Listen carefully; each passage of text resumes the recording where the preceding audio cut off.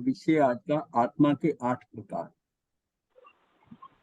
ये लोग जीव अजीव में, जड़ चेतन में षड द्रव्यात्मक है। ये हमने बहुत जान लिया इसके बारे में कि ये जो लोक है इसमें जीव है और अजीव। जीव अजीव में है ये लोक में। जैसे जीव एक है, जीवास्तिक आय, और बाकी 5 द्रव्य जो है वो अजीव है। उन 5 में से भी हमें पता है कि जो मूर्त और अमूर्त कौन से हैं। जो उसमें पौद्गलास्तिक आय वही मूर्त है, बाकी 5 अमूर्त। अमूर्त अमूर्त खंडित नहीं होता। उसका ये नहीं होता ये पार्ट आगे निकल गया तो मिलेगा नहीं, खंडित भी मूर्त ही होगा। मिलना छोड़ना उसी में ही है, क्योंकि वो खंडित हो सकता है फिर जुड़ सकता है। बाकी जो अमूर्त द्रव्य है उसकी कंडीशन यह है कि वो खंडित नहीं हो। ये लोग जीव अजीव में, जड़ चेतन में है। अब जीव अजीव भी है, और जीव है तो चेतन है, और जड़ है, जड़ मतलब अचेतन है, और षड द्रव्यात्मक है, अनादि से है। ये 6 द्रव्य हैं। इन 6 द्रव्यों से ही सारी व्यवस्था जमी हुई है इस लोक की, कि हम जीव हैं अजीव हैं। मतलब जीव, हाँ, नहीं, जीव अजीव 2 हैं, लेकिन अजीव में वो 5 हैं। जीव में 5 हैं। 5 में वो जो है सिर्फ कार्य कौन सा करते हैं, वो सिर्फ हमारे सहायक।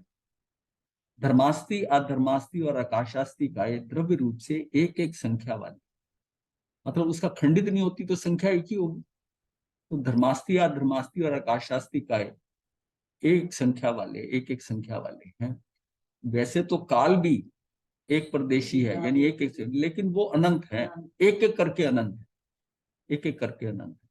ऐसे जीव भी है, जीवास्तिकाय भी एक एक करके अनंत है। हाँ, जीव बनता है। लेकिन पुद्गल जो है अनंत अनंत, ये तो है। पुद्गल का तो मतलब यह है कि एक बार में जो आप कर्म बांधते हो या शरीर बनता है, तो अनंत पुद्गलों का वर्गनाएं आप ले लेते हो।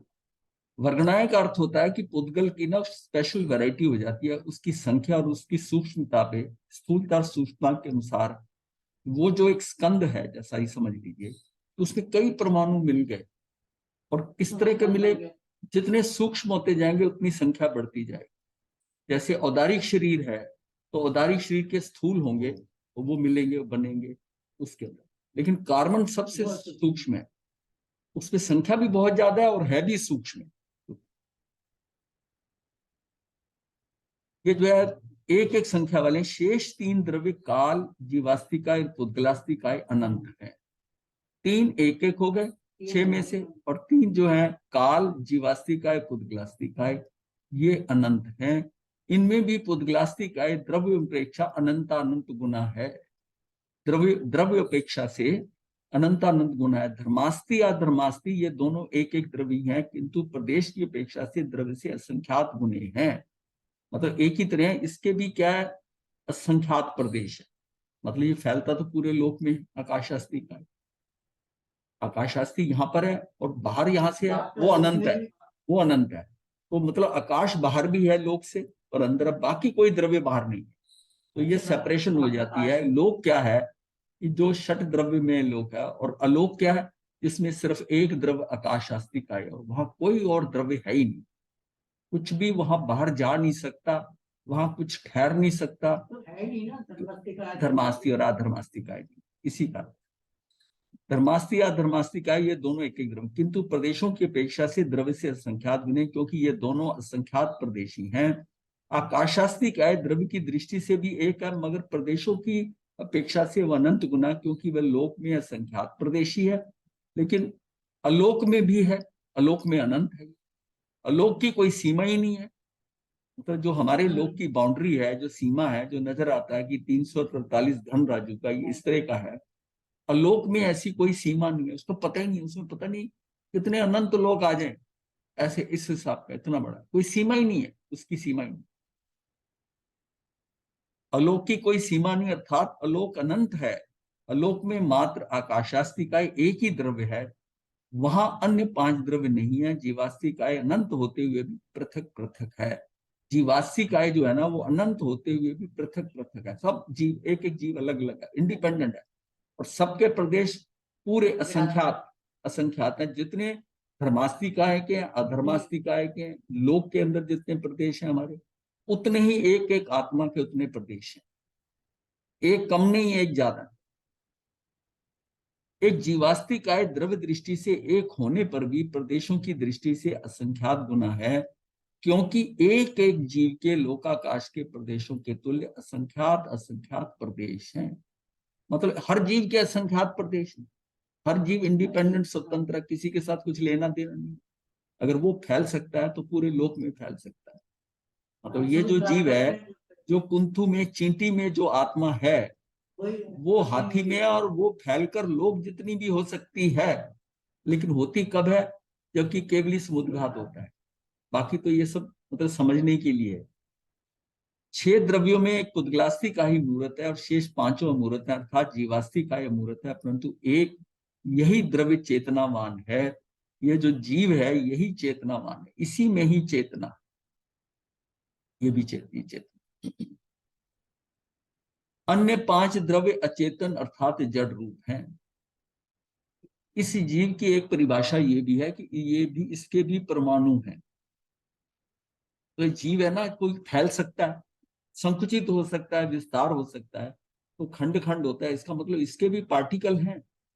मतलब एक जगह शरीर पे आता है तो ये भी, जैसे पुद्गल के अंदर है वो परमाणु और है, जब परमाणु हम कहते हैं तो पुद्गल का ध्यान में आ जाता है कि ये जड़ है।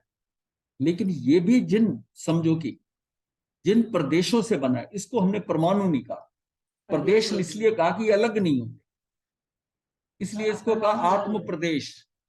आत्म प्रदेश, कभी आत्म परमाणु नहीं कहते। बट एक्चुअल में वो जो प्रदेश कहा गया, प्रदेश का साइज तो वही है ना जो परमाणु का। फर्क इतना ही है कि परमाणु बिखर जाता है, उसमें से निकल जाता है। स्कंद में देश है, प्रदेश है, और परमाणु बाहर निकल गया। ये पुद्गल में वो बाहर निकल सकता है और फिर जुड़ सकता है, इसलिए होता है, और किसी में नहीं है। तो ये इसलिए इसके क्या है, प्रदेश है, प्रदेश है। बस उसके भी, अगर धर्मास्तिक आया तो उसके पास भी असंख्यात प्रदेश है, धर्मास्तिक आय का पास भी प्रदेश है, और इसी तरह जीव के भी प्रदेश हैं। तो एक एक जीव के पूरे लोक में फैलने के इतने प्रदेश, यानी अगर पूरे लोक में फैलना चाहे तो एक एक प्रदेश पे एक एक जो है ना उसका आ जाएगा आत्म प्रदेश। आ इतनी संख्या, असंख्यात है, उतनी ही है। मतलब कोई भी नहीं कि एक कम हो जाए एक ज्यादा हो जाए, पूरे लोक में हाँ 1:1 उसके ऊपर हो सकता, इतनी उसकी। और उससे एक कम हो तो जीव नहीं है, और ज्यादा हो नहीं सकता। मतलब ये भी ध्यान रखिए, अगर किसी की बाजू कट गई, टांग कट गई एक्सीडेंट में, ये मत समझो कि उसके कुछ आत्म प्रदेश कम हो गए, नहीं, उसका पुद्गल पुद्गल कम हुआ, आत्म प्रदेश तो सिमट के वापस आ जाएंगे। जैसे चिपकली की पूंछ कटती है तो वो वाइब्रेट करती है, तो लोग कहते हैं लो ये भी तरस जीव, ये भी जड़ है, ये तो तीसरी हो गया। हाँ, 2 राशि तो है, उसने कहा जीव जीव राशि के अंदर ये नो नो जीव। तो ये जो है ना, ये इसलिए कि उसमें वो आत्म प्रदेश संकुचित हो रहे होते हैं। जो एकदम कटा, एकदम कोई पार्ट कट गया, और उसके अंदर जो आत्म प्रदेश गए हुए थे वो अब मेन स्ट्रीम में आते। ये समझिए, जब हमने कहा कि साधु जो है नहीं होता है, वो आहारक शरीर बना लेता है अपनी लब्धि से, आहारक लब्धि से, तो वो जो शरीर बाहर जाता है जहां पर तीर्थंकर हैं, इसका मतलब वो भी उसके आत्म प्रदेशों से अलग नहीं होता। मतलब आत्म प्रदेश वहां तक जाते हैं उसके। ये नहीं है कि वो जो पुतला निकाला गया है वो एक अलग पार्टिकल निकाल के एक भेज दिया वहां पर, तो वो तो गुम जाएगा। इसका है सारे तक फैल जाते हैं, वो फैल जाते हैं वहां तक, वो बना है शरीर, वो जा रहा है, उसका लिंक मेन से है। मतलब ऐसे जैसे ना रबड़ होता है, इलास्टिक, जैसे फैलता जा रहा है, ये नहीं कि टुकड़ा तोड़ के ऐसे चला गया, ऐसा नहीं है। वो उसमें से ऐसे ऐसे जा रहा है, लिंक उसका बना हुआ है, पूरा लिंक बना, पूरा लिंक। ये पूरी क्लैरिटी समझ में आ जाती है। 5 द्रव्य अचेतन अर्थात जड़ रूप हैं, काल को छोड़कर शेष 5 द्रव्य बहुप्रदेशी होने के कारण उनको पंचास्ती काय कहे, पंचास्ती काय कहे गए। काल द्रव्य को अप्रदेशित है। काल क्यों नहीं अस्ति काय, वो प्रचय, वो फैलता नहीं है, लोक में फैल नहीं सकता, वन एट ए टाइम है, वन एट ए टाइम है। दिगंबर मान्यता में थोड़ा डिफरेंस है कि उन्होंने इसको कालानु कह के, वो कहते हैं एक एक के ऊपर एक एक कालानु, एट ए टाइम वो सभी जगह है कालानु। हम कहते हैं कि वो सिर्फ एक जैसे सर चेन है ना, चेन की तरह आता है काल के अंदर। काल को कई जगह अप्रदेशी भी लिखा है, कई जगह एक प्रदेशी भी लिखा है। द्रव्य तो कोई अप्रदेशी हो नहीं सकता तत्व। तो द्रव्य कैसे होगा अप्रदेशी? इसका मतलब एक प्रदेश है, वो फैलने लायक कुछ नहीं है उसके पास, इसलिए उसका अस्थि काय कहा गया कि उसकी काय का जो है ना, वो फैल नहीं सकता पूरे लोक के। काल को छोड़कर शेष पांच द्रव्य बहुप्रदेशी होने के कारण पंचास्ति काय कहे हैं। काल द्रव्य को अप्रदेशी भी बताया गया, इसे अस्थि काय भी नहीं कहा गया, किंतु प्रवाह रूप से एक एक करते अनंत हैं। छियों द्रव्य त्रैकालिक हैं, अर्थात शाश्वत हैं। प्रत्येक जीव असंख्यात प्रदेशी है। आत्म प्रदेशों का प्रचय ही आत्मा है, जीवास्ति काय है। उनका जो फैलाव है ना आत्म प्रदेशों का, आत्म प्रदेशों का ही परिचय आत्मा है, जिसको हम कहते हैं। वो क्या क्या कहते हैं हम? घनपिंड है। पिंड, घन पिंड इसलिए कहा कि बहुत सारे हैं, लेकिन एक उसमें से अलग नहीं होता, घन पिंड ही रहता है। उस उसको हाँ, उसको संकुचित कर दो तो सुई की नोक पे अनंत जीव आ जाए, और फैलाना चाहो तो एक को जो पूरे लोक में फैल जाए। तो संकुचित विस्तार कितना है इसका, कोई सीमा नहीं है। दूसरे को ना, कितना संकुचित हो सकता है, कितना विस्तारित हो सकता है।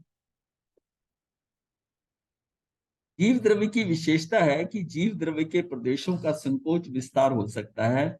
जीव के प्रदेशों का अधिकतम विस्तार के लिए केवली समुद्रघात के समय संपूर्ण लोकाकाश जितना होता है, और अधिक से अधिक संकोच सूक्ष्म निगोद शरीर जितना होता है। मतलब उसकी जो सूक्ष्मता है, संकोच जब होता है तो निगोद के शरीर जितना भी हो जाता है। जो सुई की नोक पे जीव आते हैं वो भी निगोद वाले ही जीव होते हैं, निगोद के जीव होते हैं। और जो ये जो फैलता पूरे लोक आकाश में केवली समुद्रघात के समय में, वो भी मतलब उसका संकुचित विस्तार है। ये आत्म प्रदेशों का वो अधिकतम विस्तार है। इसको महास्कंद भी कहते हैं। जब पूरे लोक में फैलता है तो इसको कहते हैं महास्कंद, महास्कंद। और छोटे से छोटा स्कंद होता है 2 परमाणुओं का। सबसे छोटा स्कंद कौन सा है? एक परमाणु से दूसरा परमाणु मिला, 2 परमाणुओं का स्कंद सबसे छोटा है। और पूरे लोक में जब केवली समुद्रघात में फैलता है तो इसको महास्कंद कहते हैं। जीव और पुद्गल ये 2 द्रव्य ही सक्रिय हैं, शेष चारों द्रव्य निष्क्रिय हैं। जीव और पुद्गल ये 2 द्रव्य सक्रिय हैं। सक्रिय मतलब है कि ये एक्टिव हैं कार्य करने के लिए, शेष चारों द्रव्य निष्क्रिय। जीव और पुद्गल, जीव एक्टिव है और पुद्गल है, ये सक्रिय है। ये चारों निष्क्रिय द्रव्य संपूर्ण लोक में व्याप्त हैं, इसलिए उनका स्थानांतरित होने का प्रश्न नहीं उठता। चारों निष्क्रिय द्रव्य संपूर्ण लोक में व्याप्त हैं।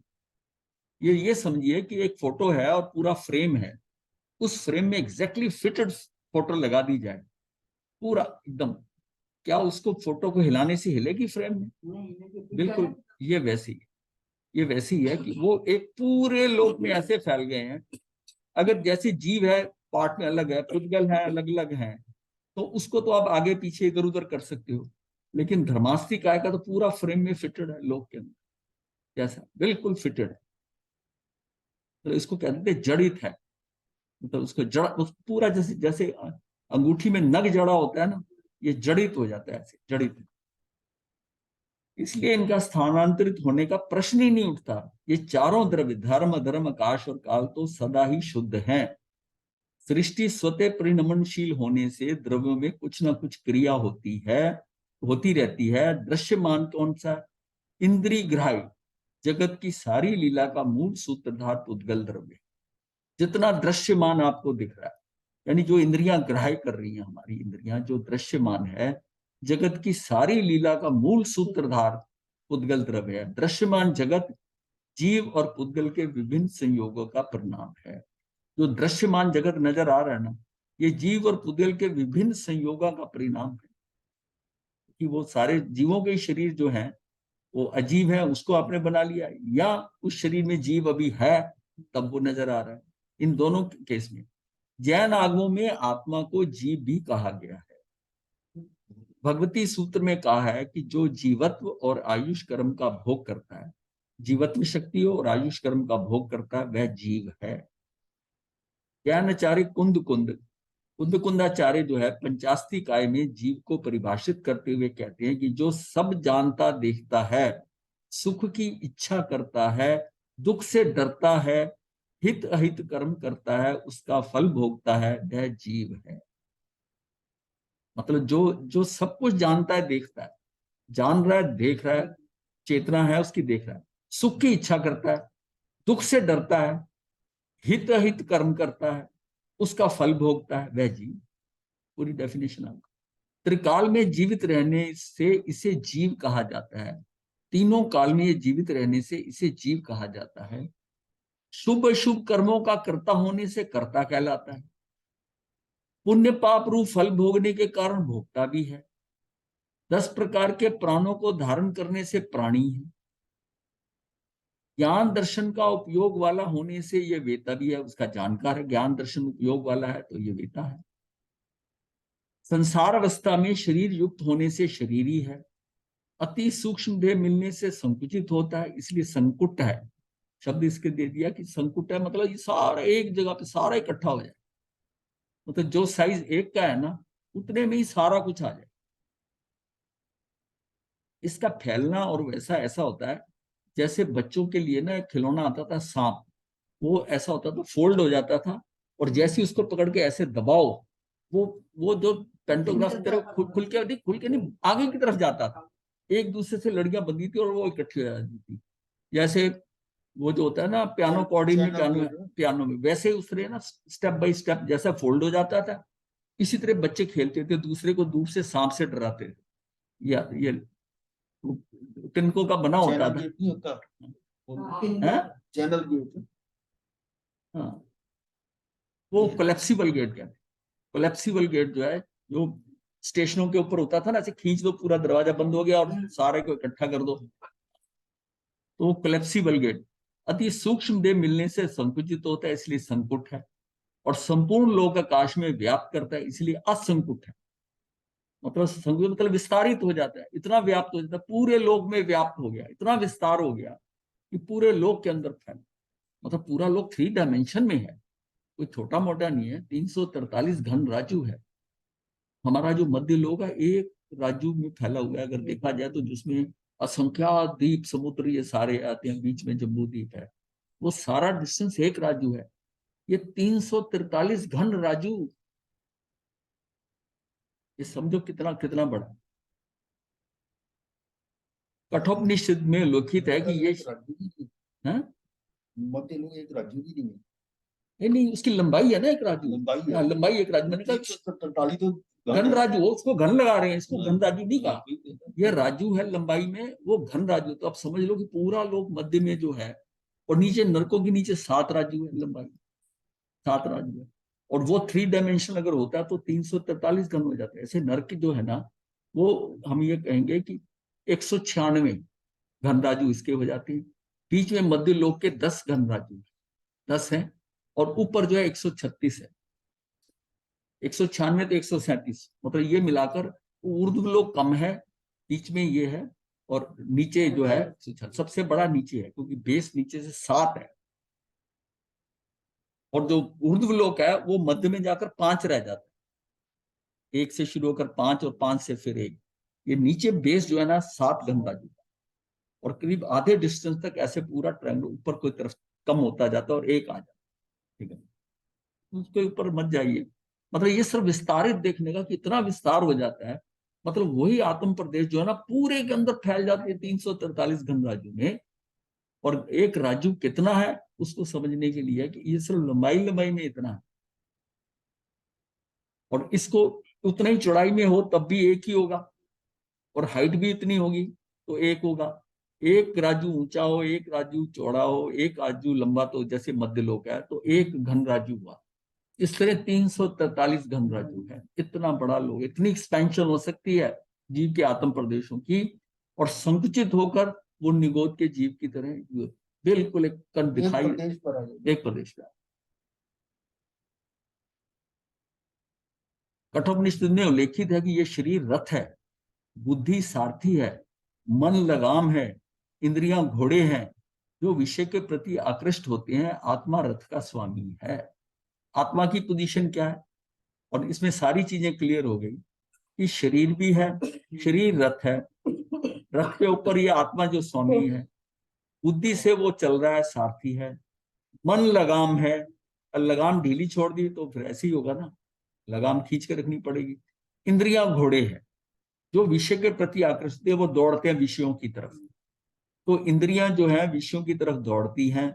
आपका मन, आपकी लगाम मन के अपने हाथ में हो और साथ में बुद्धि सारथी हो, तो ये सारा कंट्रोल हो सकता है, क्योंकि आत्मा रथ का स्वामी है।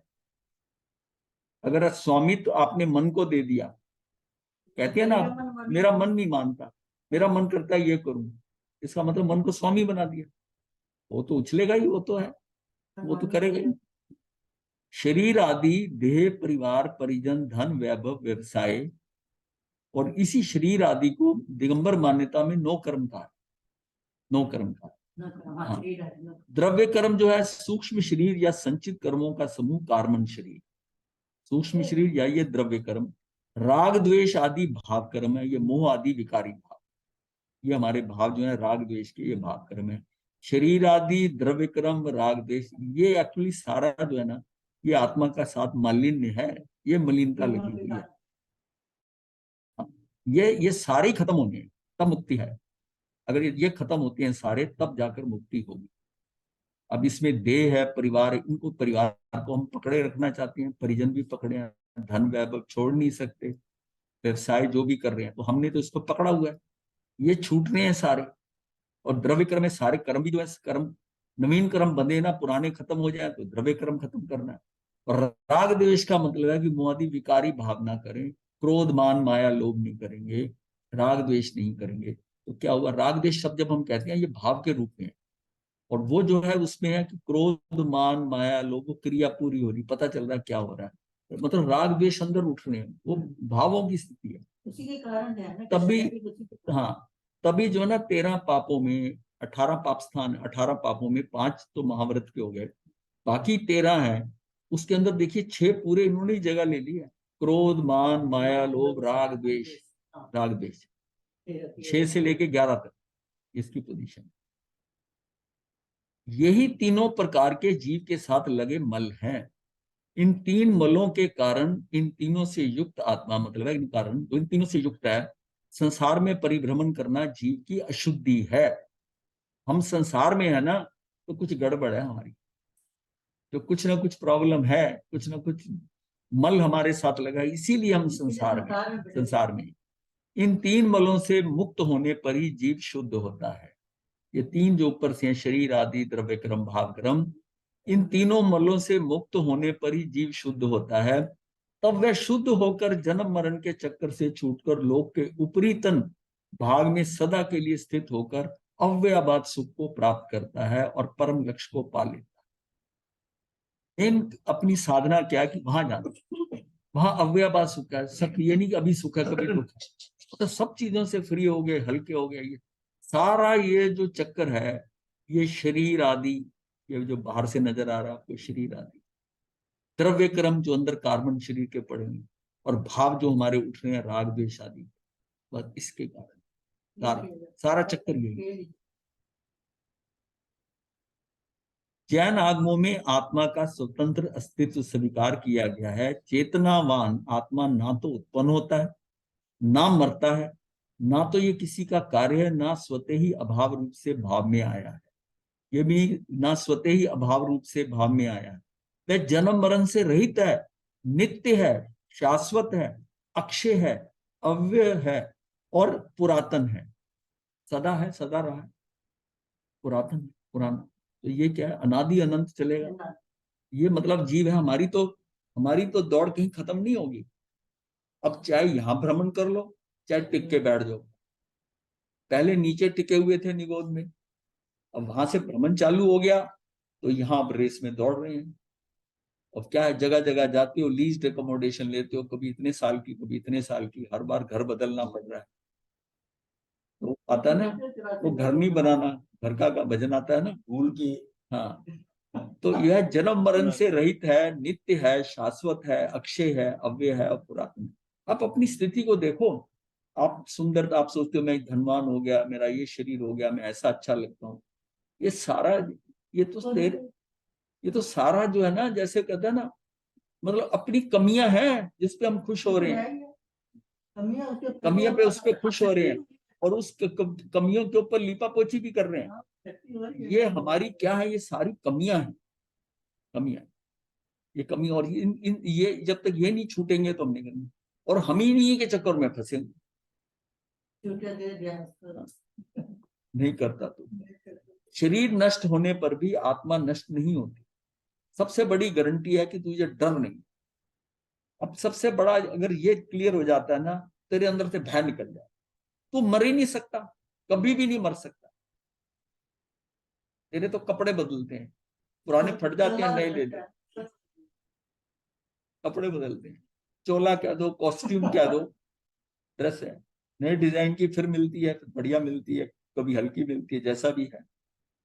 तो शरीर नष्ट होने पर भी आत्मा नष्ट नहीं होती, ये आपको गारंटी मिल गई कि आपने मरना नहीं, फिर टेंशन किस बात। और यहाँ पर जो अब जीना ज्यादा चाहते हैं, पर यहाँ बूढ़ा शरीर ढोने की बजाय वो अपना टाइम पूरा हुआ, जाने दो उसको, वहां फिर फ्रेश मिलेगा, नया बढ़िया मिलेगा ना। जब तक संसार में हो तो ये चलता ही रहेगा चक्कर ना, ये जन्म मरण का चक्कर तो इससे आत्मा में कृतत्व और भोक्तृत्व शक्ति है। ये इसकी जो ना, हाँ इसी के कर, इसी चक्कर में फंसे हुए हैं। करता धरता हरता, तो अंदर ऐसा बैठा, मैंने किया, मैंने करा, मैं कर रहा हूं, ये आता है। ये बुद्धि जो है ना, कर्तृत्व बुद्धि, भोक्तृत्व बुद्धि, ये बुद्धि ये फंसा रही है। ये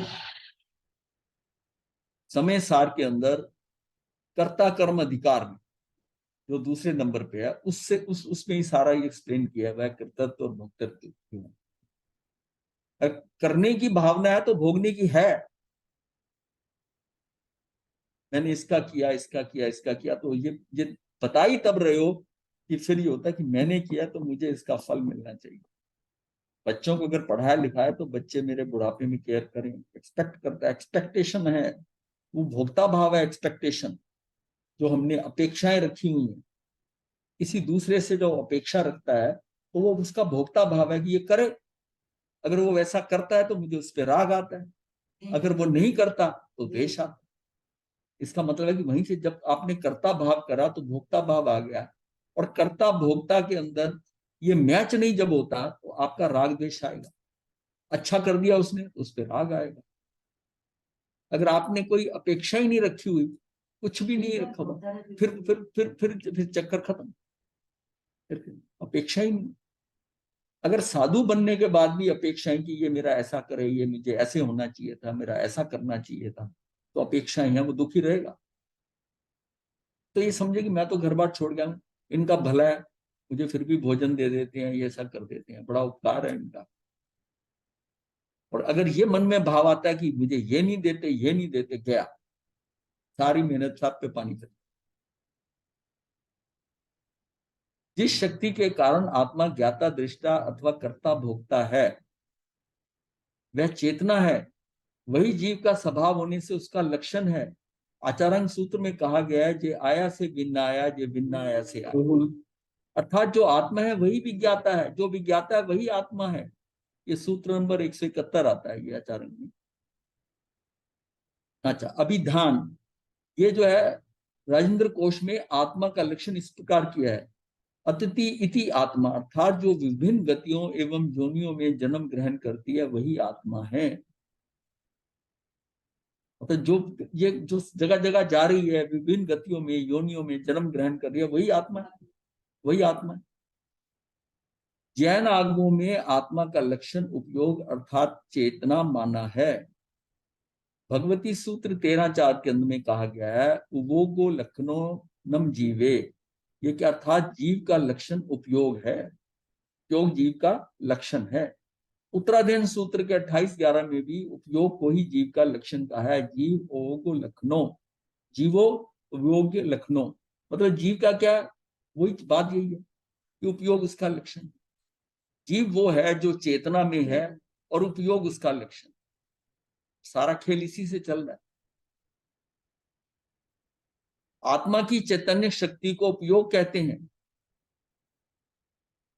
मतलब एक्चुअली चैतन्य शक्ति को उपयोग कहते हैं, उसके हिसाब से ये उपचार से कहते हैं चैतन्य शक्ति के द्वारा जो कार्य करते हैं ना, वो आपका उपयोग, जो उसका व्यापार है। चैतन्य शक्ति से जो आप व्यापार करते हो, व्यापार का मतलब उधर ध्यान गया, टेंशन दी, इसको व्यापार यानी बोध, जिस चीज से बोध लेते हो वो ज्ञान। नहीं नहीं, उपयोग तो बहुत बहुत वेरी मतलब बड़ा है। दृष्टि तो एक सिर्फ आंख से देखना है, उपयोग तो आपका किसी आत्मा का किसी भी लग सकता है।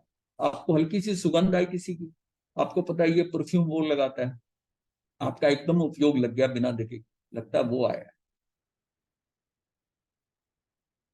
कि आपको पता है, स्मेल जानते, वो उपयोग लगता है उसका। दृष्टि से अगर कहेंगे तो फिर इसका मतलब ब्लाइंड का तो उपयोग लगेगा ही। अगर दृष्टि को लेके चलेंगे, वो भी उपयोग लगाता है। इस टाइम ये पग, ये आहट किसकी है, ये आवाज किसकी है, ये सारा उपयोग लगाता है, तो फिर दृष्टि नहीं कहेंगे ना। आधुनिक मनोविज्ञान में भी चेतना के ज्ञानात्मक, अनुभूतात्मक और संकल्पात्मक ये तीन लक्षण बताए गए हैं। यानी ज्ञानात्मक चेतना होती है, अनुभूति की जो अनुभव करने की होती है, अनुभूति में आती है वो भी होती है, और संकल्पात्मक, संकल्प करने की जो शक्ति है ये भी जो है ना, ये भी आप। अब ये जो संकल्पात्मक है ना, ये कौन सी वाली है, ये मेरी वह कर्म चेतना। मेरे अंदर संकल्प किस लिए आता है, कर्म कैसे करते हो, मेरा संकल्प आता है आज मैंने वहां करना है, जहां जाना है, आज मैंने समाहित करनी है, आज मैंने पोषण करनी है, ये अंदर संकल्प आया ना। ये मतलब संकल्प में जो चेतना के अंदर है, ये मेरी क्या है, कर्म चेतना। और कर्म फल चेतना क्या है, अनुभूतात्मक चेतना, अनुभव में आ रही है, ये मुझे सुख दे रही है, ये दुख दे रही है, ये वस्तु अच्छी है, ये खराब है, हाँ अनुभूति में आ रहा है। आपके पुण्य पाप के अनुसार जो आपको फल मिल रहे हैं, उसको आप अनुभव में ले रहे हो, उससे सुखी या दुखी हो रहे हो, ये अनुभव आपका, ये है आपकी कर्म फल चेतना। और ये जो ज्ञानात्मक है, ये आपकी ज्ञान चेतना। ये पहले की दोनों अज्ञान चेतनाएं, ज्ञान इसको लो ना, दर्शन वाला अलग है, ये ज्ञान चेतना है। चेतना के तीन ही भाग हैं, ज्ञान चेतना, वो जो आप बात कर रहे हो ना, उपयोग लगेगा दर्शन, ज्ञानोपयोग, दर्शनोपयोग, सकारोपयोग, अनाकारोपयोग। आधुनिक मनोविज्ञान में भी चेतना के ज्ञानात्मक, अनुभूत्यात्मक और संकल्पात्मक ये तीन लक्षण बताए गए। वहां चला गया उधर। आधुनिक मनोविज्ञान में भी चेतना के ज्ञानात्मक ये तीन लक्षण बताए गए हैं। वहां आचरण में आत्मा के ज्ञान लक्षण पर ही विशेष बल दिया गया है। गहराई से चिंतन करने पर केवल जानना देखना, यानी ज्ञाता दृष्टा भावी चेतना का स्वय लक्षण है। ये चेतना का ज्ञाता दृष्टा, ये चेतना का केवल जानना देखना, भावी चेतना का स्वय लक्षण है। दिगंबर ग्रंथों में भी आत्मा का यही लक्षण उपलब्ध होता है, जहां आत्मा है वहां उपयोग है, जहां उपयोग है वहां आत्मा। अर्थात आत्मा एवं उपयोग में तदात्म्य है, उसका संबंध है। ये नहीं कि आत्मा है वहां उपयोग नहीं होगा और उपयोग है तो आत्मा नहीं होगी। आत्मा एवं उपयोग में तदात्म्य संबंध है, कोई इसको अलग नहीं कर सकता। उत्तराध्ययन सूत्र के 28-11 के अंदर नानम च दंसनम चेव चरितम तवो तोहा वीर्यम उवोगो या एवं जीवस्य लक्षणम, ये क्या है, अर्थात आत्मा के लक्षण ज्ञान, दर्शन, चरित्र, तप, वीर और उपयोग बतलाए हैं, ये लक्षण है। फिर भी आत्मा का असाधारण लक्षण तो उपयोग ही है। आत्मा स्वभाव से अमूर्त है, जिसमें रूप, रस, गंध और स्पर्श नहीं पाए जाते। आत्मा का अमूर्त स्वरूप का विवेचन आचरण सूत्र में विस्तार से मिलता है। आत्मा शुद्ध आत्मा, ना दीर्घ है, ना ह्रस्व है, ना गोल है, ना त्रिकोण है, ना चतुष्कोण है, ना परिमंडलकार की मतलब चूड़ी के आकार की है, वर्ण नहीं, सुगंध नहीं, दुर्गंध नहीं, ना तीखा कड़वा अर्थात स्वादहीन है। वह सशरीरी नहीं है, वह जन्म धर्मा नहीं है, वह असंग संग मतलब निर्लेप रहती। आत्मा ना स्त्री है ना पुरुष है, ना कोई वेद नहीं, आत्मा कोई वेद नहीं। आचरण सूत्र में कहा है कि आत्मा परिज्ञा संज्ञा वाला है, अर्थात चैतन्य में है। वह उपमा से अतीत, अतीत मतलब ये रहित है। आत्मा उपमा से अतीत है, मतलब है जैसे कहते हैं ज्ञानातीत, हाँ अतीत मतलब रहित है, ऐसी वह आत्मा रूपी अमूर्त सत्ता वाली है, पदातीत है यानी पद से रहित है, जो न शब्द है, न रूप है, न गंध है, न स्पर्श युक्त है, अतएव जो अव्यक्त है, इंद्रियों से ना जाना जा सके और ना किसी भौतिक चिन्ह से जाना जा सके, ना उसकी आवाज है, न रूप है, न गंध है, न रस है, कुछ भी नहीं, अव्यक्त है, कुछ नहीं। द्रव्य की दृष्टि से आत्मा नित्य है और पर्याय की दृष्टि से अनित्य है। ये भी गौतम स्वामी ने भगवान से पूछा था ना कि आत्मा नित्य है क्यों नित्य है, तब तो उन्होंने कहा कि आत्मा नित्य भी है और अनित्य भी है। तो आत्मा ना नया है ना पुराना है, ये द्रव्यार्थिक दृष्टि है। द्रव्यार्थिक दृष्टि से आत्मा वैसी की वैसी है, द्रव्य जैसा वैसे ही है। आत्मा नया भी है और पुराना भी है, ये पर्यार्थिक दृष्टि। ना नया है ना पुराना है, वैसा ही है, द्रव्यार्थिक दृष्टि। और आत्मा नया भी है और पुराना भी है, ये पर्यार्थिक दृष्टि है। ये अवस्थाएं देख रही है, वो द्रव्यार्थिक दृष्टि के अंदर वो उसको सामान्य को देख रही है, उसके सामान्य को। ये पर्यार्थिक दृष्टि जो है ना, उसकी इस अवस्था, इसका आकार अब क्या है, उसकी पर्याय दृष्टि को देख। वो द्रव्यार्थिक दृष्टि सिर्फ सोना देख रही है और पर्यार्थिक दृष्टि ये देख रही है कि ये कंगन है कि गले में पहनने का, ये कैसा, उसकी दृष्टि उसकी पर्याय पर है। आत्मा का अस्तित्व स्वतंत्र है, इसलिए उसका अपना कर्तृत्व है, उसका अपना ही कार्य है। आत्मा स्व संकल्प से ही प्रवृत्ति या निवृत्ति करती है। मेघ कुमार के प्रश्न के उत्तर में भगवान ने फरमाया, सुख दुख का कर्ता भोक्ता आत्मा ही है, वही सुख दुख करने वाला और वही सुख दुख का देने वाला है। मतलब आत्मा के बिना सुख दुख करने वाला और महसूस करने वाला सब कुछ क्या है, वही है, चेतना के कारण। यानी अनुभूतात्मक जो उसकी वृत्ति है ना, अनुभूति में आ रही है उसके, वो सिर्फ आत्मा उसके कारण आ रही है, उसके अंदर वो है। आत्मा के 8 प्रकार में अब तक हमने जाना कि आत्मा एक चेतनवान पदार्थ है, चेतना उसका धर्म है, उपयोग आत्मा का लक्षण है। अभी तक सारी जो भूमिका बनी है, अब तक हमने जाना कि आत्मा एक चेतनावान पदार्थ है, चेतना उसका धर्म है, उपयोग आत्मा का लक्षण है। और जिसमें ये दोनों पाए जाते हैं, चेतना और उपयोग, चेतना जो है दो तरह की है, सामान्य और विशेषात्मक हिसाब से, यानी कि द्रव्यार्थिक और पर्यार्थिक दृष्टि से देखते हैं तो चेतना जो है, चेतना में दोनों चीजें हैं, उसमें सामान्य क्या है और उसकी पर्याय क्या है, वो दोनों नजर आ रही है। और उपयोग के अंदर ज्ञान रूप है कि दर्शन रूप है, ये भी दो तरह हो गया। तो जिसमें द्विध, दो तरह की चेतना और दो तरह का उपयोग है, वो जीव होता है, वो जीव होता है। चेतना सदा सर्वदा एक सदृश्य नहीं रहती, उसमें रूपांतरण होता रहता है। रूपांतरण को ही जैन दर्शन में पर्याय परिवर्तन कहा गया है। द्रव्य बिना गुण और पर्याय के नहीं होता, गुण सदा साथ होता है तो पर्याय प्रतिक्षण एक समय में परिवर्तित होती रहती है। आत्मा एक द्रव्य है तथा पर्याय भेद की दृष्टि से उसके अनेक रूप दृष्टिगोचर, दृग्गोचर मतलब दृष्टिगोचर होते। आत्मा अमूर्त होने के कारण इंद्रियों द्वारा अग्राही है। अमूर्त है ना, अब इंद्रियां तो मूर्त को ही देख सकती हैं, इसका मतलब इंद्रियां उसको ग्रहण नहीं कर सकती, अग्राही है। आत्मा असंख्यात प्रदेशों का ऐसा समूह जिसमें चेतना गुण व उपयोग लक्षण सदा विद्यमान है। वैसे तो आत्मा के कोई भेद नहीं होते, परंतु आत्म गुणों की विद्यमानता के कारण उसके विविध रूपों की प्ररूपना हुई है, उसके 8 भेद बताए हैं।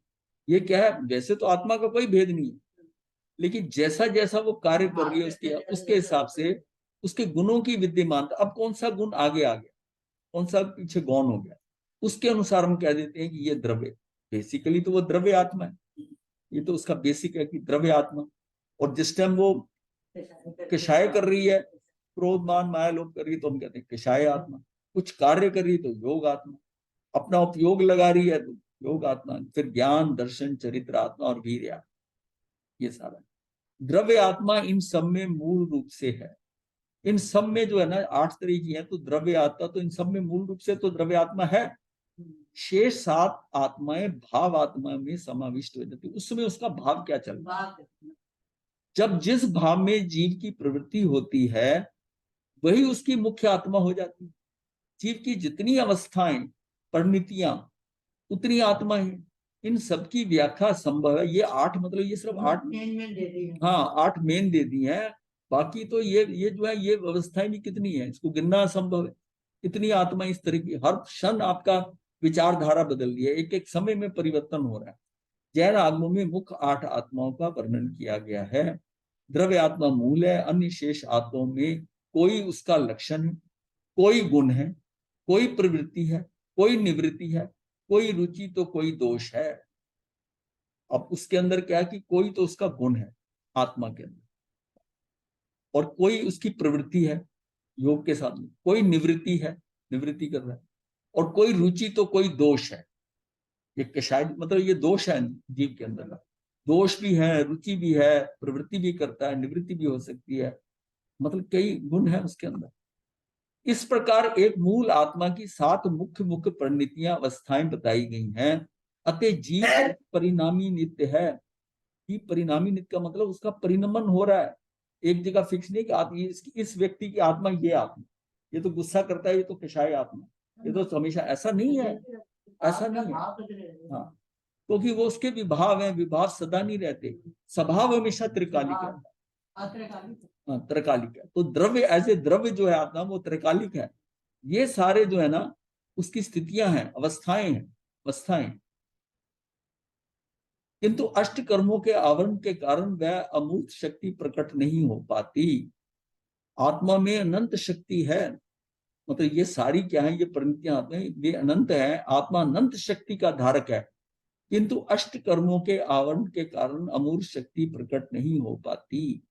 आचरण सूत्र के अनुसार ये एगम जानिए से सबम जानिए, जानिए सब, हाँ सबम जाने, इसका अर्थात है जो एक आत्मा को जान लेता है वो सब कुछ जान लेता है। ये अध्यात्म की परिकाष्ठा है। जिस आत्मा ने जो एक आत्मा को जान लेता है उसको फिर कुछ और कुछ रहता ही नहीं जानने, अगर आत्मा को जान ले। तो सबसे पहले जो है ना ये द्रव्य आत्मा है, पहला जो है आत्मा ज्ञान दर्शन सुख और आत्मवीर आदि अनंत गुणों का एक असंख्यात प्रदेशों का एक अमूर्तिक घन पिंड है, और अनादि से ही इसके साथ अष्ट कर्मों का संयोग है। अरूपी, रूपी का मतलब वर्ण गंध से रहित, इसलिए सर्वथा भार मुक्त है। सब आत्माओं के प्रदेश बराबर हैं, ना एक कम है ना ही एक अधिक। आत्म प्रदेश असंख्यात है, लोक के आकाश प्रदेशों के बराबर है। आत्मा शाश्वत है, संसारी है, वह सिद्ध, सभी में ये आत्मा पाई जाती है, एक भी आत्म प्रदेश आत्मा से अलग नहीं होता। द्रव्य आत्मा सजीव सचेतन सत्ता की सूचक है, जिसमें आत्मा की विविध शक्तियां होती हैं, वही आत्मद्रव्य है, उसे यहाँ पर द्रव्य आत्मा का, ये द्रव्य आत्मा जो है उसमें विविध शक्तियां हैं। द्रव्य आत्मा में बताया गया है कि आत्मा में अनंत शक्ति, अनंत शक्तियां इतनी अनंत है, मतलब ये समझिए कि जितने लोक में पुद्गल वर्गना पुद्गल है, पुद्गल परमाणु है, उनसे भी ज्यादा आकाश है, क्योंकि आकाश में अनंत भी आ गया आकाश अस्तिका में, उससे भी ज्यादा जो है आत्मा की शक्ति है, मतलब जो आकाश अनंत बोला आकाश अस्तिका है, उससे भी ज्यादा इसकी शक्तियां हैं आत्मा की। इसमें अभी तक सिर्फ 47 शक्तियों को नाम दिया गया है, उनकी प्रॉपर्टीज के अनुसार उनको डिफाइन किया गया है। बाकी सारी ऐसी ही पड़ी है, पता नहीं कल को कुछ हो सकता है कोई और शक्तियां का, लेकिन अभी तक 47 शक्तियों का ही पता चला। ये जो अपना ज्ञान दर्शन ये सारी चीज जो हम बात करते हैं सारी चीजें वो 47 शक्तियों में आ जाती है। कषाय आत्मा क्या है? क्रोध मान माया लोभ और हास्य आदि 9 कषायों से युक्त जीव की अवस्था विशेष को कषाय आत्मा कहते हैं। मतलब क्रोध मान माया लोभ ये हास्य आदि जो 9 कषाय हैं, हास्य रति रति भय शोक जुगुप्सा और तीनों वेद, तो मिला के 9 कषायों से युक्त जीव की अवस्था विशेष को कषाय आत्मा कहते हैं। जब तक कषायों का उदय रहता है तब तक कषाय आत्मा, मतलब जैसे क्रोध आया कषाय किया उस टाइम वो कषाय आत्मा है, बाद में क्रोध ठंडा हो गया कुछ हो गया तो उसके बाद अब कषाय आत्मा, वो उस समय उबाल आया तो कषाय आत्मा, कषाय आत्मा की वैभाविक अवस्था है। कषाय आत्मा उपशांत कषाय एवं क्षीण कषाय वाली आत्माओं के अतिरिक्त सभी संसारी जीवों के होती है। उपशांत कषाय ये जो है और क्षीण कषाय वाली आत्माओं के अतिरिक्त हाँ, ये जो हो गया 11वां 12वां। आत्माओं के अतिरिक्त सभी संसारी जीवों के 10वें तत्व का कषाय हाँ, होगा। कषाय से युक्त सभी जीवों को सकशायी जीव कहते हैं। ये सकशायी हो। अब आपने ये देखा था ना कि 10वें तक कषाय ये सारे 10वें तक लोग जब जाता है कषाय में से, तो 10वें के बाद में विपिन जी कुछ कह रहे हो? हमारी शक्ति से मतलब क्वालिटीज हुआ ना, ये बल थोड़ी होगा। हाँ हाँ, ये यही मान लीजिए, यही मान लीजिए। योग आत्मा, मन वचन काया के व्यापार को योग कहते हैं। तीनों योगों से युक्त आत्मा योग आत्मा कहलाती है। योगों की प्रमुखता के आधार पर इसे योग आत्मा कहते हैं। जब कार्य में रत है, आत्मा लगा हुआ किसी कार्य, तो वो योग की प्रमुखता के आधार पर उसे योग आत्मा कह दिया। अयोगी केवली, अब अयोगी केवली ये क्या हुआ? ये 14वां गुण स्थान। 13वां गुण स्थान सहयोगी केवली है, वहां योग है अभी। 14वां पे पहुंचते ही वो अयोगी हो गया। लास्ट में सिर्फ उसको श्वासोश्वास का चल रहा होता है। जैसे ही वो खत्म होता है, वो 5 रस्वाक्षर तक का इतना छोटा सा है 14वां गुण स्थान, और उसी समय वो जो है ना, वो जो है जब अकम पडोल हो गया जैसा, तो उस समय उसके अंदर कोई वाइब्रेशन, योग खत्म। नहीं तो अंत में स्मॉल जो 13वें के अंत तक जो रहता है ना, वो उसके श्वासोश्वास के कारण रहता है, बॉडी की मूवमेंट। क्योंकि ये चाहिए होती है जब तक वो ठोस ना हो जाए। और 14वें के जैसे ही खत्म हुआ, जैसे सांस में, ये पूरी बॉडी में अब सांस भी लेना, क्योंकि उसका 2/3 शरीर हो गया, ठोस हो जाता, ठोस हो गया। मतलब अब उसमें कोई वाइब्रेशन नहीं हो सकता। अभी जो हमारे अंदर जो मूवमेंट वाइब्रेशन जो हो रही है, क्योंकि खाली स्थान है, हम हिलडुल रहे हैं, कर रहे हैं, हमारी भावधारा सारा कुछ है अंदर बहुत। तो वो कहते हैं कि तीसरा हिस्सा इसमें खाली है शरीर में, वो कॉम्पैक्ट हो जाता है। आत्म प्रदेशों में जो प्रकंपन हो रहा है ना, उसकी बात है। नहीं नहीं, प्रकंपन क्यों हो रहा है आत्म प्रदेशों में? तब नहीं होगा, उस समय नहीं होगा। हाँ, उस समय नहीं होगा जब 1/3, जिस समय पर वो पोलार नहीं है, उसमें वाइब्रेशन चंचलता जो हो रही है उसमें, आप फील करते हो ना, ध्यान करते हो, किसी के लिए प्रकंप होता है बॉडी के अंदर, उसको महसूस हो रहा है आत्म प्रदेशों का, तो इसलिए कि उसमें खाली स्थान है। और जैसे ये सॉलिड ठोस हुआ, फिर क्या प्रकंप होगा? कुछ नहीं होगा, बुलेट की तरह जाएगा फिर ऊपर सीधा। योगी केवली और सिद्धों के अतिरिक्त ये सभी जीव योग आत्मा है। योग जब कषायों से अनुरंजित होता है, तब वह कर्म बंधन का कारण बनता है। किंतु कषायों के अभाव में जो योग प्रवृत्ति है, उसे कर्म बंधन का कारण नहीं। देखिए, योग से तो कर्म आ जाते हैं, बंधते नहीं, बंधते कषाय से। खाली हम कषाय कहते हैं, लेकिन इसकी शुरुआत मिथ्यात से होती है। मिथ्यात, अवृत्ति, प्रमाद, कषाय, योग, सारे सारे मिलके करते हैं योग से तो आ गए, लेकिन अब उसको बांधने के लिए आपका मिथ्यात भी साथ में है, अवृत्ति भी है, प्रमाद भी है, और कषाय जो है इसके कारण। लेकिन इसको सारे को मिलाकर कषाय। आपकी वृत्ति क्या है? मिथ्यात तो है ना अंदर पड़ा हुआ। तो 23वां कर्म प्रवृत्ति पद के अंदर दर्शन मोनी में श्रद्धा होते ही जीव जो है क्या है, उसका उपयोग क्या है? वो मिथ्यात में जाता है। तो इसका मतलब शुरुआत तो कर्म बंध की मिथ्यात से होती है, मिथ्यात से होती है। कहने में हम कषाय कह देते हैं, अल्टीमेटली उसको जो जोड़ता है, जैसे लेशिया है, लेशिया से उसको चिपकते हैं कर्म उसके साथ में, लेशिया के साथ। किंतु कषायों के अभाव में जो योग प्रवृत्ति है, उसे कर्म बंध का कारण नहीं माना गया। अगर उसको कषाय नहीं है तो कर्म बंध नहीं होगा। अब ये सबसे बड़ी साधना क्या है कि तुम्हें कषाय खत्म हो जाए आप में से, और कुछ करना ही नहीं है, कषाय कम करना। सारी साधना कषाय से है कि नवीन कर्म बंध। पुराने वाले तो अपने टाइम पे आएंगे और आकर खत्म होंगे, लेकिन कषाय पड़ा तो उसमें क्या है कि नवीन कर्म भी बनते जाएंगे। अगर हम कषाय खत्म कर लें अपने, कषाय धीरे धीरे खत्म हो जाए, तो फिर नवीन कर्म का बंध होगा। और सारी साधना नवीन कर्म का बंध ना हो, पुराने का आप कुछ नहीं कर सकते, वो अपने आप सेट होगा, अपने टाइम से आएगा। एक कर्म का उदय आया, कर्म का उदय आया गज सुख माल के, तो कर्म का उदय तो उसका निकाचित कर्म उदय में आ गया, लेकिन उसका रिएक्शन करने का, उसमें करने का कोई था ही नहीं उसमें कुछ। वो जैसा आया था वो अपनी उपयोग आत्मा में लगा हुआ था, खत्म हो गया। अगर कषाय अंदर होते तो फिर वो बाहर आ जाते। ये एक्चुअल गिराते कौन है? सम्यक दर्शन से भी गिराते कौन है? कषाय, कषाय से गिरते। इसलिए जीव की सबसे ज्यादा की उसकी कषाय सारे ना जाए पर अनंतानुबंधी की जो चौकड़िया वो खत्म कर दे, कोई सबसे ज्यादा प्रभावशाली वो है जो हमको नरक में भी ले जा सकती है, हमारी गतियां खराब कर सकती है। लेकिन एक बार उससे निकला है, आगे बढ़ गया, तो उससे निकलने का मतलब है कि वो सम्यकदर्शी जीव हो गया। तो सम्यकदर्शी हो गया तो अब वो कर्म उतने गहरे नहीं बांधेगा, उतने नहीं भारी नहीं बांधेगा, क्योंकि उसकी कुछ प्रकृतियां तो बंधेगी नहीं। तो 100 मतलब 1/3 प्रकृतियां खत्म हो जाती हैं, तीसरा हिस्सा खत्म हो गया जब सम्यक दर्शन आती। और जैसे ही उसने दीक्षा ली, 7वें गुण स्थान उस पर आ गया, आते ही आधा गया, आधे कर्म नहीं बनेंगे। कितनी बड़ी एडवांटेज है, कितना बड़ा।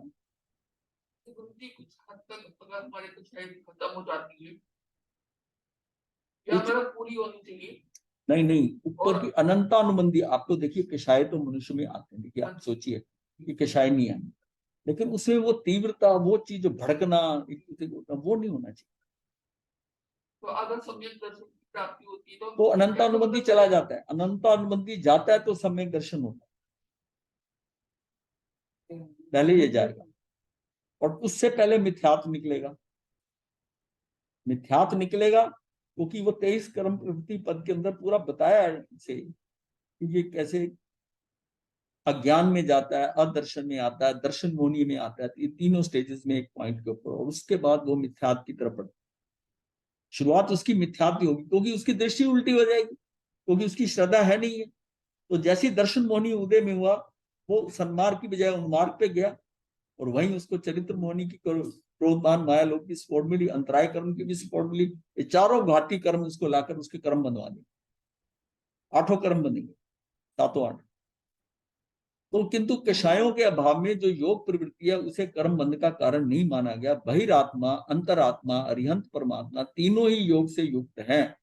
बहिरात्मा की योग प्रवृत्ति तीव्रतम कषाय से अनुरंजित होती है, जिसको हम बहिरात्मा कहते हैं, उसमें योग प्रवृत्ति तीव्रतम कषाय से अनुरंजित होती है। अंतरात्मा कषायों से अनुरंजित योग प्रवृत्ति पर नियंत्रण करती है। ये अंतरात्मा आ गई, ये वो सम्यक दर्शन वाली, ये इसने कर लिया। और अरिहंत परमात्मा की योग प्रवृत्ति राग देश आदि कषायों से रहित होती है। तो इसलिए कहते हैं ना कि पहले आप बहिरात्मा से अंतरात्मा में आओगे, अंतरात्मा से फिर बात परमात्मा में।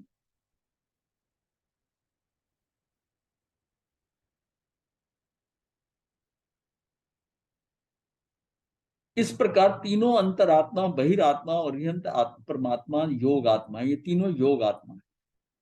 योगी केवली और सिद्ध अवस्था में योग का अभाव होता है। अयोगी केवली 14वां गुण स्थान और सिद्ध अवस्था में योग का अभाव। उपयोग आत्मा क्या है? जिसमें ज्ञान दर्शन की प्रधानता हो, वह उपयोग आत्मा है। आत्मा की ज्ञानात्मक एवं अनुभूतात्मक शक्तियां उपयोग कहलाती हैं। उपयोग चेतना का पर्यायवाची है। यद्यपि वह आत्मा का गुण है, किंतु गुण और गुणी में अभेद मानने के कारण जैन दार्शनिकों ने उसका तदात्म आत्मा से मानकर उपयोग को ही आत्मा का भेद माना। आत्मा का चेतनात्मक व्यापारी उपयोग है, जहां चेतना लगाकर अपनी अटेंशन लेके जाता है आत्मा का, वही इसका उपयोग है। जहां उपयोग लगाने का मतलब अपनी अटेंशन को वहां लेके जाना, उस दिशा में लेके जाना, उस गे पे लेके जाना। उपयोग गुण सिद्ध और संसारी सभी जीवों के होता है, उपयोग गुण तो रहेगा। ये तो चेतना की है ना बात है। देखने जानने रूप व्यापार को उपयोग यानी अटेंशन कहते हैं। चेतना की परिणति को उपयोग कहा है, उपयोग से युक्त आत्मा को उपयोग आत्मा कहते हैं। प्रवचन सार में ये गाथा 35वीं है के अनुसार पदार्थ के सामान्य और विशेष रूप से जानने की जो शक्ति है उसे चेतना कहते हैं, और उस शक्ति का ज्ञान दर्शन रूप जो व्यापार है उसे उपयोग कहते हैं। उपयोग आत्मा का लक्षण है, अतः उपयोग शून्य कोई आत्मा नहीं हो सकती। उपयोग 2 प्रकार का है, सकारोपयोग और निराकारोपयोग। सकारोपयोग वस्तु के विशेष स्वरूप को ग्रहण करता है और निराकारोपयोग सामान्य स्वरूप को। सकार उपयोग ज्ञान है और निराकार उपयोग दर्शन है, अनुभूति का है बात है। दर्शन मतलब अनुभूति, दर्शन दृष्टि। उसके बाद है ज्ञान आत्मा। ज्ञान आत्मा का निज गुण है, ज्ञान युक्त आत्मा को ही ज्ञान आत्मा कहते हैं। उपयोग आत्मा के दो भेद किए हैं, ज्ञान आत्मा तथा दर्शन आत्मा। चेतना का विवेक और विश्लेषण की शक्ति ज्ञान कही गई है। विवेक और विश्लेषण की शक्ति ज्ञान कही है। विशिष्ट सम्यक ज्ञान से युक्त आत्मा को ज्ञान आत्मा कहते हैं। ज्ञान रूप पर्यायों की अभिव्यक्ति की अपेक्षा से आत्मा का एक भेद ज्ञान आत्मा माना गया है। सम्यक दर्शन से युक्त आत्मा को जो ज्ञान रूप परिणाम तत्वार्थ के श्रद्धांत से युक्त होता है उसे ज्ञान आत्मा कहते हैं। कि आत्मा केवल सम्यक दृष्टि जीवों में रहेगी, क्योंकि मिथ्या दृष्टि में ज्ञान नहीं अज्ञान होता है। तो कहते हैं ना ये बड़ा ज्ञानी ज्ञानी व्यक्ति, एक्चुअली ज्ञानी शब्द जो है ना उसके लिए है जिसको सम्यक दर्शन हुआ। दर्शन आत्मा क्या है? दर्शन का अर्थ है सामान्य बोध, सामान्य की ओवरऑल व्यू, ऐसे देखना बस, एक उसमें ज्यादा उसकी डिटेलिंग में नहीं जाना। सामान्य बोध। चेतना या उपयोग का अनुभूत्यात्मक जो है पक्ष दर्शन है। सिद्धांत से ज्ञान और दर्शन दोनों ही उपयोग के भेद हैं। सामान्य अनुभूति रूप उपयोग दर्शन है, पर्याय अवस्था विशेष है। मतलब ये पर्याय नहीं देख रहा, ये सामान्य देख रहा है। मतलब ये सोने की तरफ देख रहा है, हाँ ये पूरे को देख रहा है, सोने को देख रहा है। उसका कौन सा आभूषण है, क्या है, चूड़ी है, वो विशेष है। आत्मा की अनुभूतियात्मक पर्याय दिशा को ही दर्शन आत्मा कहा है। दर्शन आत्मा सभी जीवों के होती है। चक्षु अचक्षु दर्शनों से युक्त आत्मा को दर्शन आत्मा कहते हैं। चक्षु वाले भी और अचक्षु दोनों, चक्षु दर्शन मतलब ये दोनों दर्शन है। मतलब ये नहीं कि जिसकी आंखें नहीं वो दर्शन, वो दर्शन नहीं है। हाँ ये दर्शन उसकी उसके प्रति क्या है, दर्शन श्रद्धा है। चरित्र आत्मा क्या है? चरित्र अर्थात अशुभ से निवृत्ति और शुभ में प्रवृत्ति, ये चरित्र। अशुभ से हम हटते जाएं और शुभ में प्रवृत्ति हो, ये चरित्र आत्मा।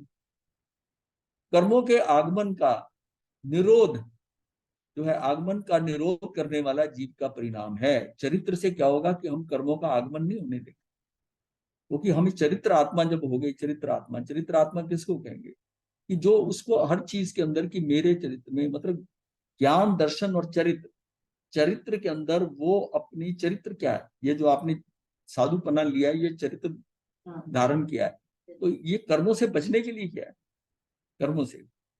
आत्मा का संकलात्मक शक्ति को चरित्र कहा है। चरित्र शब्द का अर्थ संयम भी है। संयम की शक्ति को चरित्र आत्मा कहा जाता है। आत्मा जब संयम में स्थिर रहकर संसार दिशा में भोगों से विरक्त रहकर संयम की साधना करती है तो उस अवस्था में उसे चरित्र आत्मा कहते हैं। जीव हिंसा आदि पाप स्थानों से विरक्त साधु की चरित्र आत्मा होती है। और ऐसा भी कह सकते हैं कि यह आत्मा वृत्ति संपन्न जीवों में होती है, वृत्ति की तरफ। वीर आत्मा, वीर अर्थात आत्मा की शक्ति विशेष या समर्थ विशेष, चेतना की क्रियात्मक शक्ति को ही वीर्य कहा जाता है। जो चेतना में, आत्मा में जो चेतना की क्रियात्मक शक्ति है, उत्थान कर्म बल वीर पुरुषाकार पराक्रम आदि रूप कारणों से युक्त वीर विशिष्ट आत्मा की वीर आत्मा है। ये उत्थान कर्म बल वीर पुरुषाकार पराक्रम, उत्थान के लिए मतलब उस तरफ उद्यत होना, उत्थान उद्यत होना, और फिर वहां जाकर कार्य करना, फिर बल से उसको उठा लेना, धारण कर लेना, और फिर जहां पर लाना वहां ला के रख देना। तो ये क्या है कि ये सारे स्टेजेस हैं किसी चीज को एग्जीक्यूट करने के लिए।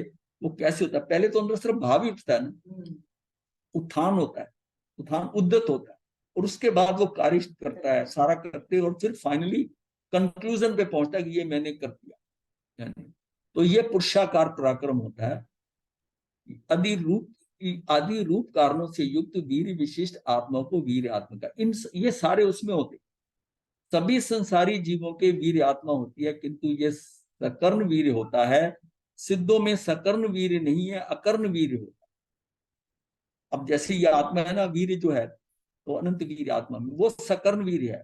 जो हमारे जो वीर है ना, अकर्ण वीर है, वो सकर्ण वीर है। दो वीर में भी दोनों बातें हैं, जब सिद्ध बनेंगे तो वो वीर रह जाएगा। अभी जो वीर है वो अकर्ण वीर। हाँ, सभी संसारी जीवों के वीर आत्मा होती है, किंतु वह सकर्ण वीर होता है सभी आत्मा संसारी जीवों के, और सिद्धों के अंदर अकर्ण वीर होता है। सकर्ण वीर अर्थात शरीर उत्पन्न वीर है। व्याख्या प्रगति सूत्र शतक 1 उद्देशक 9.5 में आत्मा जीव का पर्यायवाची शब्द है। आत्मा जीव का पर्यायवाची शब्द है। द्रव्य आत्मा और जीव का एक अर्थ है, कषाय जीव का कर्मकृत दोष है। योग जीव की प्रवृत्ति है। द्रव्य आत्मा जीव का एक ही अर्थ है, कषाय जीव का कर्मकृत दोष है, ऐसे कार्य करता है जिसके कारण कषाय आता है, तो ये जीव का कर्मकृत दोष है। योग जीव की प्रवृत्ति है, उपयोग जीव का लक्षण है, ज्ञान जीव का गुण है, दर्शन जीव की रुचि है, चरित्र जीव की निवृत्ति रूप अवस्था है, और वीर जीव की शक्ति है। इसका अर्थ ये होगा, सारा ये डिफाइन हो जाता है आठवां आत्मा में कि ये वीर जीव की शक्ति है। इसका अर्थ ये हुआ कि द्रव्य आत्मा मूल है और शेष आत्माओं में कोई इसका लक्षण है, कोई गुण है, तो कोई दोष है। इन 8 आत्माओं में ज्यादा पेज नहीं, इतना ही है बस। इसके लिए इसमें कितनी जल्दी है? नहीं, इन 8 आत्माओं में द्रव्य आत्मा, उपयोग आत्मा, ज्ञान आत्मा, दर्शन आत्मा, ये 4 तात्विक आत्मा स्वरूप के द्योतक है। आत्मा के तत्व स्वरूप के लिए कि क्या है, 8 आत्माओं में द्रव्य आत्मा, उपयोग आत्मा, ज्ञान आत्मा और दर्शन आत्मा। शेष 4 कषाय आत्मा, योग आत्मा, चरित्र आत्मा, वीर आत्मा, ये चारों आत्मा की अनुभव आधारित, अनुभव पे आधारित स्वरूप के निर्देशक हैं। ये तो उसमें तात्विक आत्म स्वरूप है। आत्मा के अंदर ये द्रव्य आत्मा, उपयोग, ज्ञान आत्मा, दर्शन आत्मा, ये जो है ना कषाय, योग, चरित्र और वीर, ये आत्मा के अनुभव आधारित स्वरूप के निर्देशक हैं। तात्विक आत्मा द्रव्य की अपेक्षा से नित्य होती है तथा अनुभव आधारित आत्मा चेतन के शरीर से युक्त अवस्था है। बस यहां तक है, ये सारा हो गया। तो ये 8 प्रकार की आत्मा है। अब अपनी आत्मा को आप खोज लीजिए कि हम कहाँ हैं।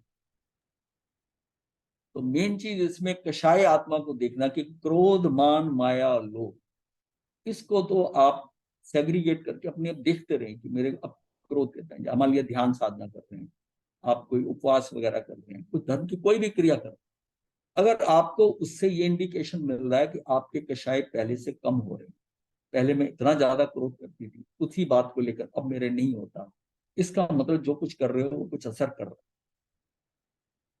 अब जैसे ये आपने साल भर करीब करीब क्लासेस अटेंड हो गई हैं, तो साल भर से, तो इसमें आप देखिए कि उसके शुरू में हमारी स्थिति क्या थी, और ये सब जानने के बाद अब हमारी स्थिति में परिवर्तन क्या आया और कषाय कहाँ पहुंचे। अब कई चीजों को आप छोड़ देते, छोड़ो इसको क्या लेना देना, इसको निग्लेक्ट करना, ज्यादा टेंशन नहीं लेनी, मतलब वो वृत्ति आते आते धीरे धीरे आप, इसका मतलब आपकी प्रगति हो रही है, आप उस तरफ बढ़ रहे हैं वृत्ति। अब किसी की स्पीड कम है, किसी की ज्यादा है, पर परिवर्तन तो आएगा। अगर धर्म को सही ढंग से कर रहे हैं, अगर कुछ नहीं हो रहा तो समझो आप गलत दिशा में। सूर्य के दर्शन करने हैं, उगते हुए सूरज के, और आपने मुंह रखा हुआ है दर्शन की तरफ। और ये समझकर मतलब सारा खेल कहाँ है, सब कुछ मेरे पास है, आत्मा भी मेरी है, सब कुछ मेरा है। इसी में से वो मल निकालना है, इसी में से वो मल निकालना है। जहां जहां भूल हो चुकी है, गलत कंपनियां हो गई, गलत संस्कार ले आए, ऐसे लोगों के साथ बैठे, ऐसी गतियों में गए, वो सारा कूड़ा करकट भी साथ इकट्ठा हो गया। अब उसको सॉर्ट आउट करना है कि कहां से हुआ। तो ये चीज समझ गए तो ठीक है। गुरुदेव की आज्ञा से चतारी मंगलम, अरिहंता मंगलम, सिद्धा मंगलम, साहू मंगलम, केवली पनतो धम्मो मंगलम, चतारी लुगुत्मा, अरिहंता लुगुत्मा, सिद्धा लुगुत्मा, साहू लुगुत्मा, केवली पनतो धम्मो लुगुत्मो, चतारी शरणम पवज्जामि, अरिहंते शरणम पवज्जामि, सिद्धे शरणम पवज्जामि, साहू शरणम पवज्जामि, केवली पनत्तम धम्मम शरणम पवज्जामि। ये 4 शरणें दुख हरने, और न शरणा कोई, जो बप प्राणी करे आचरण इसका। जय मथे वंदना। मथे वंदना।